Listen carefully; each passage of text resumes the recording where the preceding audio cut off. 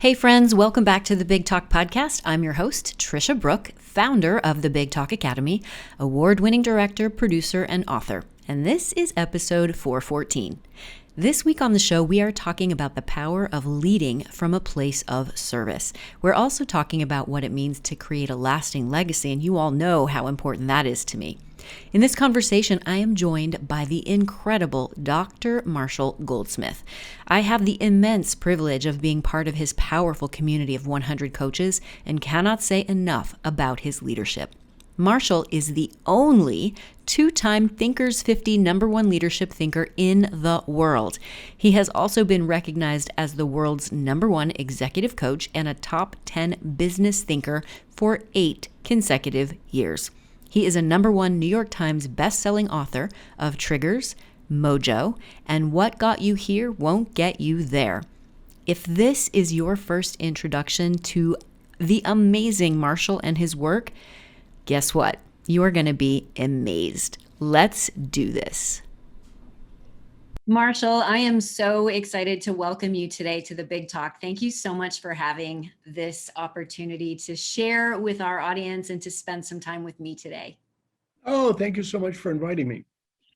Let's talk a little bit about your backstory. Here at the Big Talk, we always go back in time to find out what led you to this moment in time right now. And just a little bit of backstory for the listeners.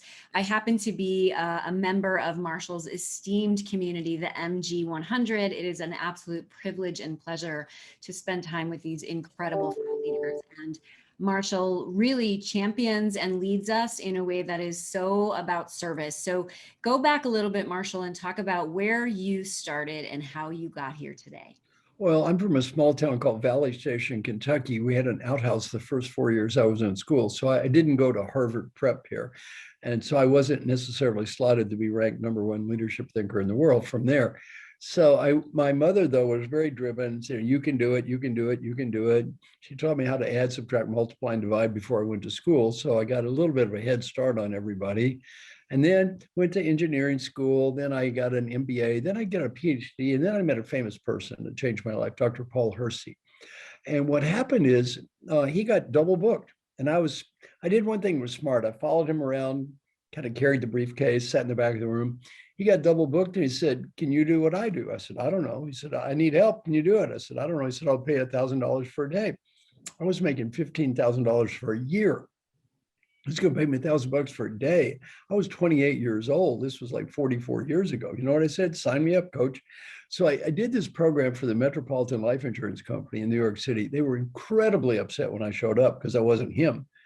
Yet I got ranked first place of all the speakers. So they called Paul up and said, well, we were angry, but this guy got ranked first place, send him again. Paul said, do you want to do this again? That's how I got into leadership development. That is amazing. And you're also the #1 executive coach of the world. And it all started there. Well, that got me into leadership development. Actually, the coaching process slightly different. After I started working with him, I met this guy who's a famous CEO. He said, I have this kid working for us, young, smart, dedicated, hardworking, driven to achieve jerk. He said, it would be worth a fortune to me if I could turn this kid's behavior around. I heard the term fortune again. I said, I like fortunes. I said, maybe I could help him. He said, I doubt it. I said, maybe I can. Then I said, I have an idea. I will work with the guy for a year. If he gets better, pay me. If he does not get better, it's all free. What did the CEO say? Sold. That's how I got into coaching. He got better. I got paid. There was nothing called coaching. I just made this up. And that kind of model you have continued with. You believe so strongly in being of service and being able to support and create real transformation that you guarantee results. And tell me why and how you were able to continue that model. Well, the greatest learning for me as a coach came from my friend Alan Mulally. Alan at the time was head of Boeing Commercial Aircraft, later went on to become CEO of Ford, probably the best CEO in America in the last 30 or 40 years. Amazing guy. Stock went from $1 to 1840, 97% approval rating from every employee in a union company. And he's one of your brothers, a fellow member of our 100 coaches. So I talked to my friend Alan, who's now one of my good friends. So I said, Alan, of all the people I coached, you improved the most. I spent the least amount of time with you.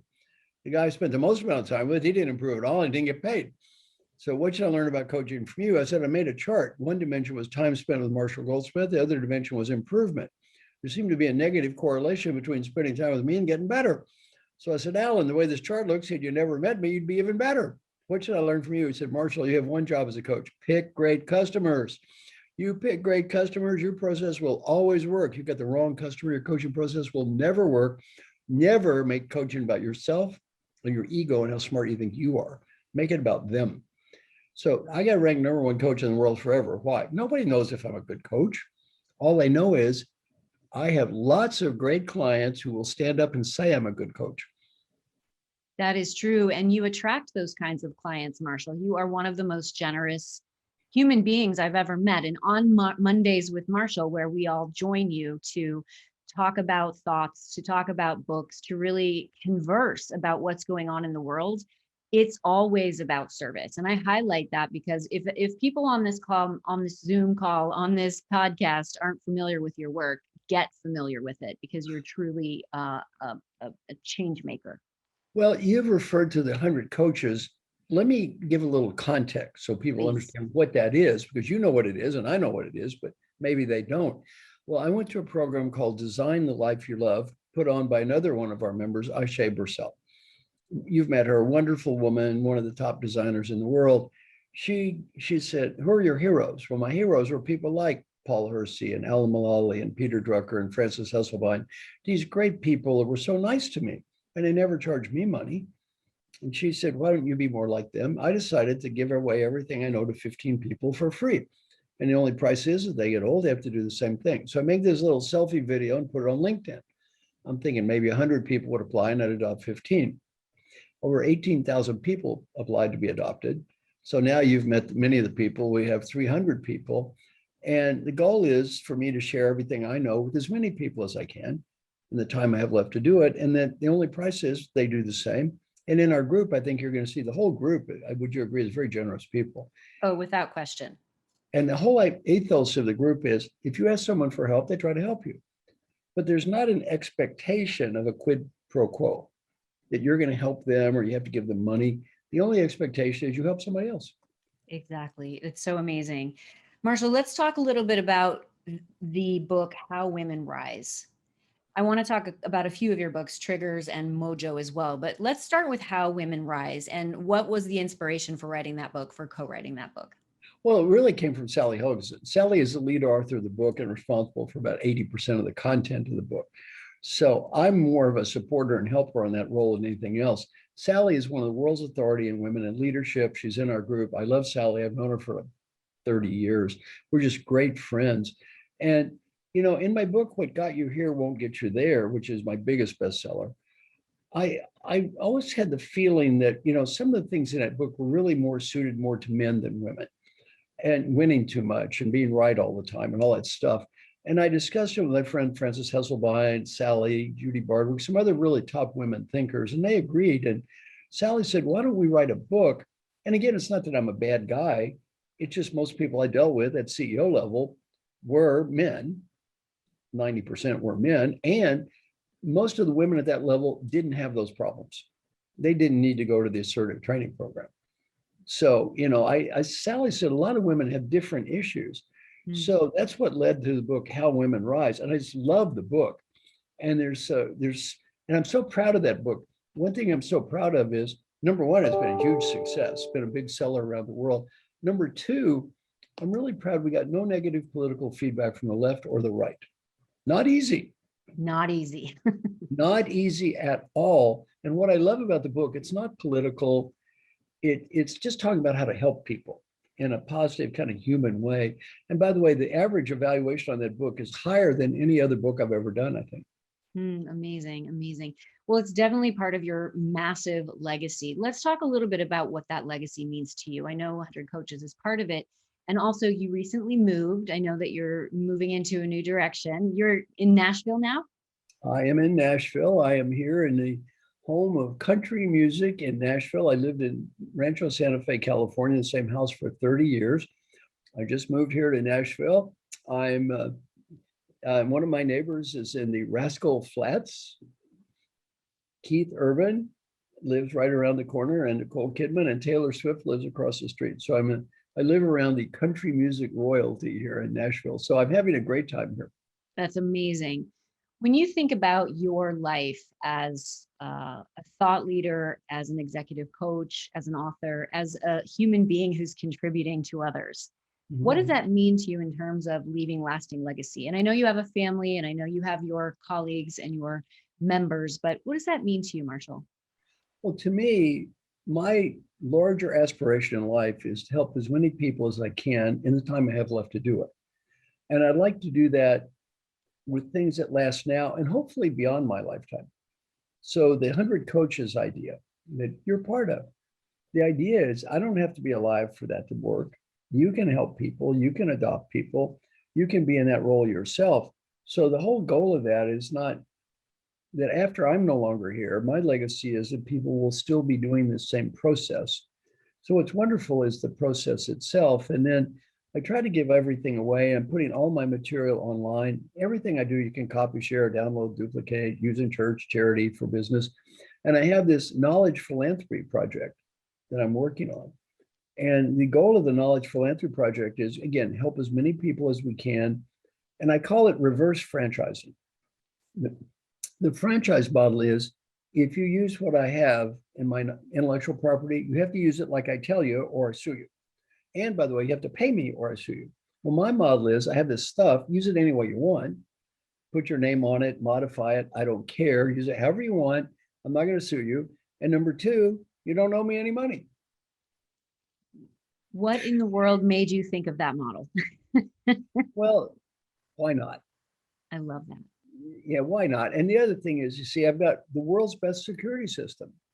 You see, I have the world's best security process. No one can steal anything I do. It is impossible to steal my intellectual property. I have the world's best system. Why? Give it away. And there's no other you. That's right. Yeah, that's true.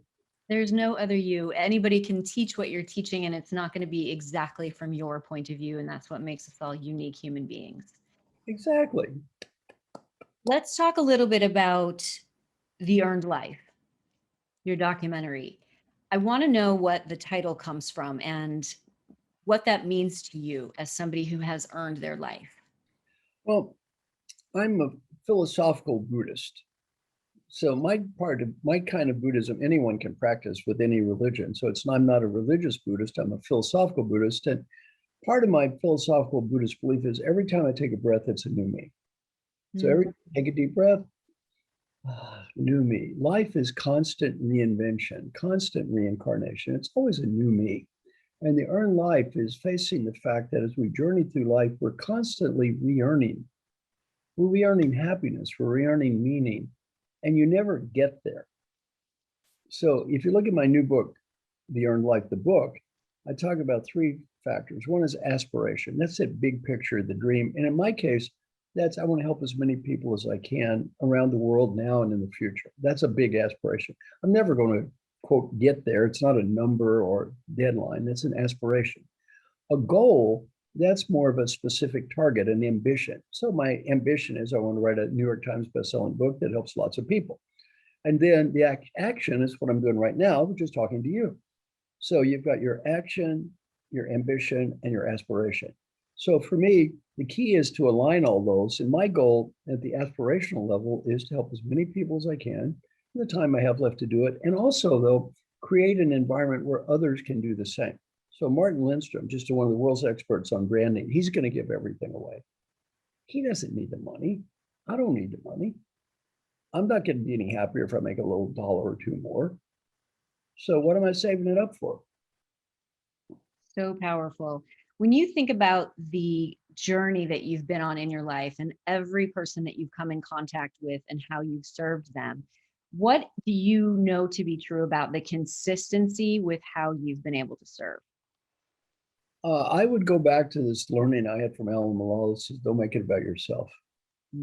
See, the end of the day, what is my goal on this call? My goal is one, to help you have a better life. You as a human being, not some abstraction or theory. You're a human. And then two, maybe somebody listening, help them have a little better life. That's it. So that's it. And it's just keep focused on that.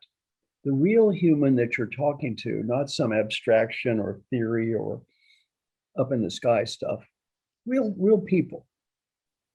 For sure. And that takes me to your other two books, and you have many, and we will put all of those in the show notes. Triggers, Creating Behaviors That Last and Becoming the Person You Want to Be. And then Mojo, How to Get It, Keep It, and How to Get It Back If You Lose It. Those are so specifically related to what it means to be a human being. Let's talk about what inspired you to write Triggers. Triggers, I talk a lot about the environment. How, as we journey through life, we all have these great intentions every day. And our actions are often so inconsistent with our intentions. We get under stress, under pressure. We kind of forget who we are, what we're doing, where we are. So in the book Triggers, I talk about the environment. And in Triggers, I talk a lot about daily questions and structure and how we all need help to basically do what we want to do. I mean, I have someone call me on the phone every day for 25 years. Why? Well, my name is Marshall Goldsmith. I'm too cowardly to do this stuff by myself. I'm too undisciplined to do this stuff by myself. I need help. And it's okay. And one thing I'm so proud of in the book Triggers is 27 major CEOs endorsed the book. 30 years ago, no CEO would admit they having a coach. Right. It would have been ashamed. Why did that change, Marshall?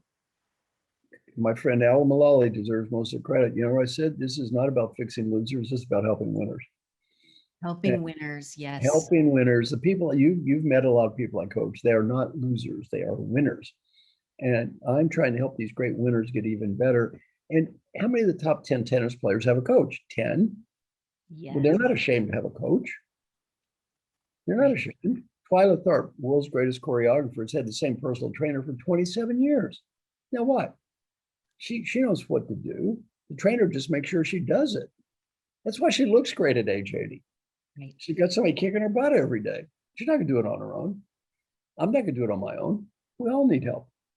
And I think once we get over that egotistical, macho, I can do everything on my own nonsense, life's better for everybody.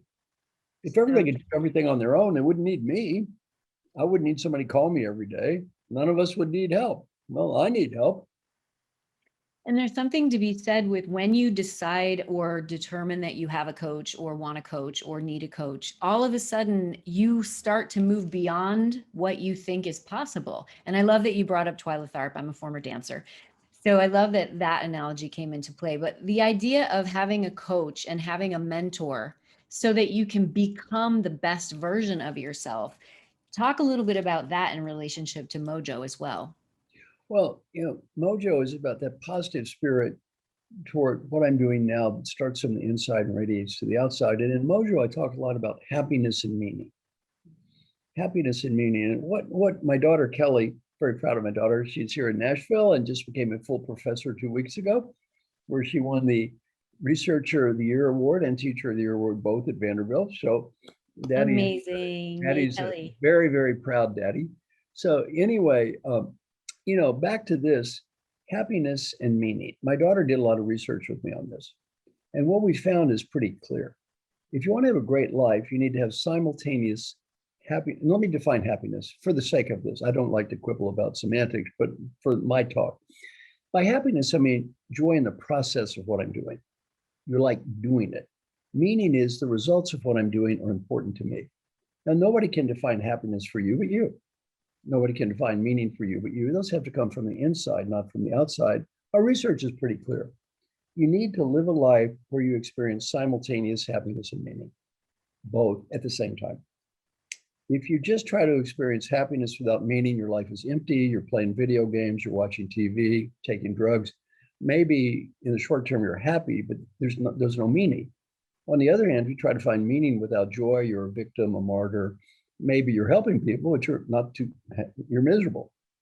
So the goal is, how can I simultaneously live a life that's filled with joy for me and meaningful to me? That's what the book is about. I've done many sessions at my home with retiring CEOs. And I can tell you, they range from tragic to hilarious when they talk about their lives. And tragic is, I spent 40 years busting my ass 90 hours a week with one goal. So my kids would never have to do this. Worst thing I could have done for myself or my kids. I just wasted that time. That's the tragic one. Sometimes they're funny. Mike Duke was CEO of Walmart. He said, I had this joke I used to tell.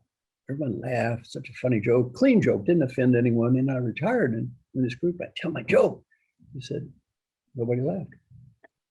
I said, well, I thought maybe they're grumpy. Another group, tell my joke. Nobody laughed. Finally, he said, my wife came to me, goes, Mike, you idiot. Did you actually think that stupid joke was ever funny? Well, when he was CEO of Walmart, that joke was hilarious. Oh my goodness. Everyone. He's not CEO of Walmart anymore. Nobody's laughing. Oh no. It's very hard. So a lot of now what I do is Curtis Martin is one of our group. You've probably seen Curtis before. I love Curtis Martin. Man, that guy, he's a very profound guy. Former National Football League player, number 5 rusher in NFL history. You've heard him. He is a very, very, very, very deep guy. Yeah. Curtis, happiness and meaning, 10 for him. 10 every day. Unfortunately, he's trying to help a lot of ex-football players. They had a goal, NFL star. They achieved the goal. What happens when it's over? There's nothing there. They just fall off a cliff. High divorce rate, suicide, depression, just terrible. What happens is they had ambition to achieve a goal, but they didn't have aspiration, something bigger. Well, the problem is after you achieve a goal, now what? There's nothing there. Curtis always had aspiration to help others, which is bigger than playing football. Right. That's why he's finding both happiness and meaning every day. So important for everyone listening. Remember that tapping into your aspiration is going to give you that internal joy that you need every single day. Marshall, what's next for you? I know that you have tons of irons in the fire. What's next for you currently? Well, I've got no shortage of things to do. So I've always got more ideas than I have time. I could probably come up with 6 book ideas right now, but just some of the ones that I'd love to do. I'd like to write a book on Buddhism for coaches. I'd like to write a book on what I learned from Peter Drucker for coaches, to try to share some of the things I've learned with the other coaches, and I think those 2 books will be a lot of fun. Well, if you want to co-write a book on Buddhism for coaches, I would love to contribute with you because I'm also a Buddhist. Well, very good. Consider it done. Now, let me tell you, I can't do it until my next book has been out for a year. But after that, I'll be happy to do it. I'd love to write a book with you on. And what I want to do is, moving forward after my next big book, I always want to be the second author on books anyway. So like the book, How Women Rise, I wasn't the first author, I was the second author. So that's kind of the role I want to play. I don't want to be, I've got enough recognition, the paper wall with awards. I don't need any more of those. So what I want to do is help other people. So I want to be the second author. So the book, How Women Rise, was a great example. I helped Sally get a big advance on that book. I helped sell copies. She really provided most of the content. I helped a little bit. She did most of the hard work and the good work. And she's been so successful after that book. It made a huge difference in her life. That's kind of what I want to do. Nankandi, who's in our group, she's using my stuff with people in Africa, training high potential leaders. I've got a lot of people doing Julie Carrier uses it with young people. So my goal is to help people and use my stuff, yet use it in a way that fits their needs, and they can change it and modify it, use it any way they want to, and for me to be a supporter and helper. Marshall, are you ready to do some fast talk? Sure. What is your favorite book currently that you're reading? Well, my favorite book I've read many times is called Old Path, White Clouds by Thich Nhat Hanh. I love him. I saw him speak at the Beacon Theater in New York City. Amazing guy. Oh, do you know him personally? No, I've been to his monastery in San Diego once, and I spent a week in his monastery in France. Oh, wonderful. Yeah. Home Village, amazing fellow. Amazing. Who is your favorite speaker currently and why? Well, I would say he's not my favorite speaker now because he doesn't do that anymore, but he was my favorite speaker back in the day because I just love his message. Very simple, human, not pretentious. So I just love listening to him. Me too. I share a story with you quickly. I was listening to him at the Beacon, and he was talking about mindfulness and what that means, and going into this very deep conversation about mindfulness. And then he said, and I'll give you an example. I was putting up a picture. I was nailing it onto my wall, and I hit my thumb with the hammer. I was not very mindful. Well, I'll tell you, mindfulness, we've got a member of our 100 coaches who I think has taught me more about mindfulness than almost anybody, even more than Thich Nhat Hanh, is Carol Kaufman. Carol is the head of the Institute of Coaching at Harvard, and Carol has just come up with a simple yet brilliant idea. Keep one question in front of you wherever you go. Am I being the person that I want to be right now? Am I being the person that I want to be right now? Over and over, every day, every meeting, am I being the person I want to be right now? That is such a great concept. I mean, I've read 400 books on Buddhism, and you can kind of summarize it all there. Am I being the person I want to be? That is mindfulness to me. Oh, that is so beautiful. I have goosebumps. Thank you for sharing that, and I will adopt that for sure. What podcast are you currently listening to?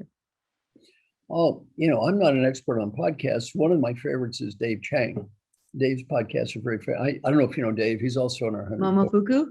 Yeah, Dave. He's a great guy. He's a chef and just a really deep guy, very philosophical. He wrote a book called Eat a Peach. And in the book, there's a chapter about me coaching him, which is just hilarious. A very serious book, but the chapter about me was funny. The book itself was very, very serious. And he's a good guy, though. So he has a great podcast. It's very funny, very off the wall. Amazing. I remember when they first opened in the East Village, and they have the most amazing vegetarian steamed buns. Marshall, it has been such a pleasure to have you on the Big Talk today. Where can our listeners get in touch with you? Oh, well, you can go to my email is marshall@marshallgoldsmith.com. That's easy. You can go to my website, www.marshallgoldsmith.com. You can go to my YouTube channel. You can go to LinkedIn. I'm not very hard to find. So there's all kinds of ways you can get a hold of me. And I like my LinkedIn. On my LinkedIn stuff now, I'm starting to try to really send short messages. And the last two I've sent have been so big. I just love to. I'm coming to share them with your listeners, if you don't mind. Please. One of them has been a huge success. And it basically says, forgive other people for being who they are. Forgive yourself for believing that they were someone else. Forgive other people for being who they are, and forgive yourself for believing that they were someone else. I love that one. And then this week's, I love this week's too. This week says, choose one thing to improve and get to work on that. If you cannot think of anything, pick humility. I love it. Such words of wisdom. Marshall, you're so fantastic. I'm so honored to have spent the last 30 minutes with you. I appreciate you. You are in service as always. Everybody who's listening, thank you so much for dropping in. I appreciate all of you. And remember, your voice matters.